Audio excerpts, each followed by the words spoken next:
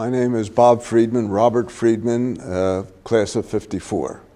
Well, I'll talk about the law school, class of '54. I was, my recollection of law school, it was really a drudge and complicated by several factors. I clerked 3 days a week at a law firm downtown, just interrupted for some period when I had to help out with the family business at times when it was busy and had to keep the books, and as a result, I guess my time for study was limited, and I would spend like from 7 to 11 or maybe even later, and then even quit earlier because I was tired. One of the happy things was that one parent or the other would stay up, and till I was finished, and in nice weather, I would always take a walk with my father, which I think he was living through me. He never had an education, and it made us a lot closer.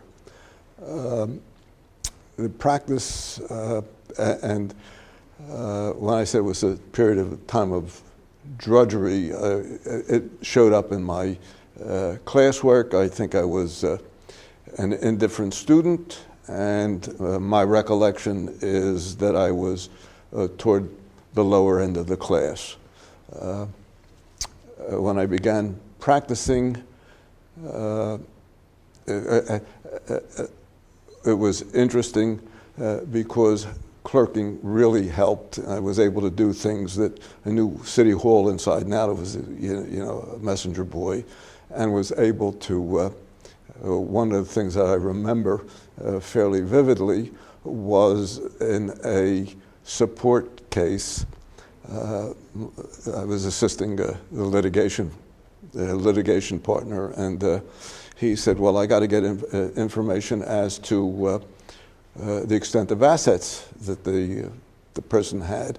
And I said, "No problem." And in my naivete, I issued a subpoena to the Internal Revenue Service for tax returns, and that didn't go very far. And I said to my senior, "I'll tell you, I have a way, and I'll get you that information. And I probably can get you a copy of the return." He says, "You can't do it."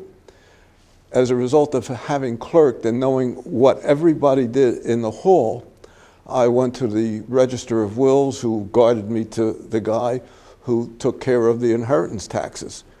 And every inheritance tax had to have the federal income tax attached to it, and took me, it cost a $20 bill and a couple of bottles of liquor at Christmas, which we always did, and I had that and brought it back to the office in triumph.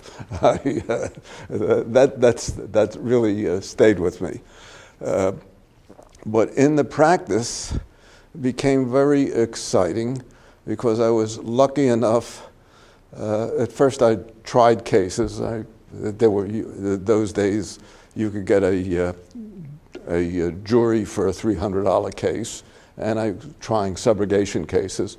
Nobody cared whether you won or lost, and it was very valuable experience.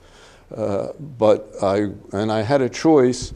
The litigation partner wanted me to assist him, and a real estate partner, or business partner, then we weren't, Sylvan Cohen, who was a great supporter of the university, if you check, asked me to assist him, and his business in real estate. He was a great litigator, but that's what he did. And I chose a real estate. Litigation was a lot of wasted time. People didn't tell you the truth. Lucky enough that Sylvan organized a real estate investment trust, and which was on an expansion kick. I mean, it had no assets. We were one of the first trusts to qualify as such under the revised, under the federal rules. And it went on an acquisition kick, and over the years, I developed into a real estate expert, and known as a real estate expert. and would go out on the road, buy stuff. Sylvan would make the deals, and I would clean up after him there. And so that was an extremely, just a exciting practice, high tension, high level, high pressure, and it ended up that, and I was literally general counsel to the trust, didn't have that title. I was a partner at Cohen Shapiro. And I ended up as on the board of a stock exchange company with assets of close to, I don't know how many millions and millions of dollars. And I think of where I came from, and I could really not believe it. From a, first generation, and ended up this way. And the firm dissolved about 15 or 16 years ago, and I ended up, I couldn't believe it, at Drinker, Biddle, and Reith. There was some culture shock. There was some culture shock, but it was a great, I didn't understand how I was perceived by the bar. I mean, I was with Cohen Shapiro for, I don't know how many years, 40-some years or 40-some years. And my phone was off the hook when we dissolved. And it was great for the ego, and it was a good way to start over. And there were very happy days at Drinker, Biddle, and it was a great way to go out. I chose when I could go out. But I had a very interesting arrangement with them. As of counsel, when I got there, I was way above their retirement age. I thought I was going to run the vacuum between 9 and 11 in the morning, and my wife said I wasn't competent enough to handle the equipment and drink, and got this association with Drinker Biddle. And what they allowed me to do was, they gave me a lot of, how would you say it, prestige.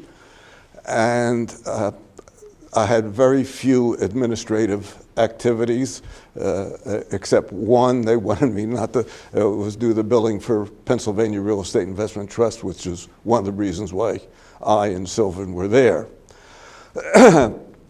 But I had an arrangement with them that when I had finished doing what I thought I had to do for the day, it was really doing the billing, taking care of my existing clients, which I was trying to transfer over to Drinker, which was the arrangement, doing the billing.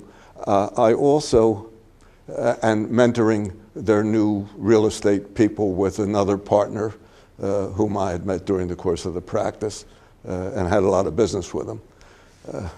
I'm gesturing.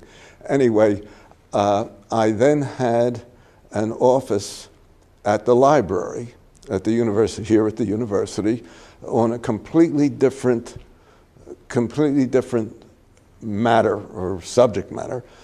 My wife and I had collected Jewish recordings, Jewish music recordings, for over 50 years during the course of our marriage. I had at that point, and it was in our home, and it got so big.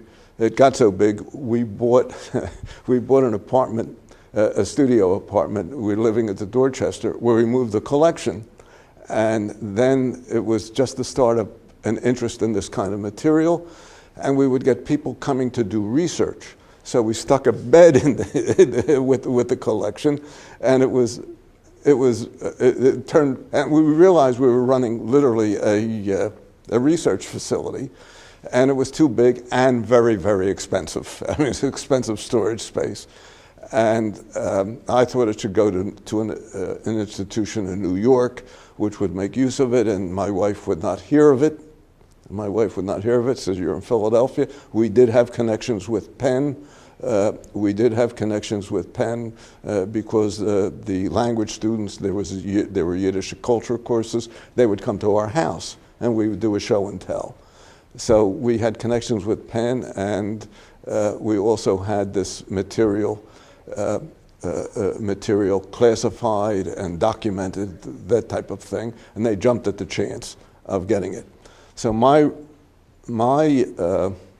association with Drinker, I would work there for half a day till 1 o'clock or 2 o'clock, and then come to the university, to the collection, which has now developed into my full-time job and my wife's full-time job. We are curators. And it's like almost the doctrine of unforeseen consequences.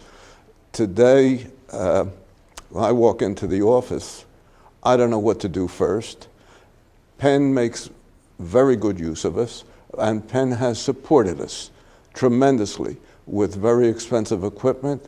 They hired 2 assistants for me, and we're very good to Penn because when the academics ask me, I give presentations to the courses. And they're anywhere from the language courses, which are given, I give 4 a year, and then folklore, Eastern European history, American Jewish history, all using material from the archive there. And I continue to, Penn authorizes me to buy any item that I want as long as each individual item is under $100. And I send them a bill. I send them a bill every month for $200, $300, that kind of thing. And when I've exceeded it, they've never turned me down, even to the point of buying a collection of sheet music, oddly enough, it's hard to believe, published in the Soviet Union in Moscow, Jewish sheet music, Jewish songs, in 1942. The Russians are pounding at the gates and they're publishing sheet music. And that I asked for that, it was $900, they didn't blink an eyelash. And it's a fine for the university. So we run a reference service. The university maintains a website, and we run a reference service, a research service, on a global basis. We get requests from all over the world for people wanting information, and the university wants me to answer every one of them, whether I can help them or not, and keep a record of it. And of course we do that, and it takes a lot of time. So this is, I guess, my presentation of life after the law. The law was exciting, and this is exciting today, and I'm very lucky, I think, to have it. I think I would tell them is that think today, you won't believe it, but think, what would you say on your 50th reunion? Just think about that, and what is it that you want to do with your life? Yeah. It was exciting for the practice, and exciting now, on what I'm doing now.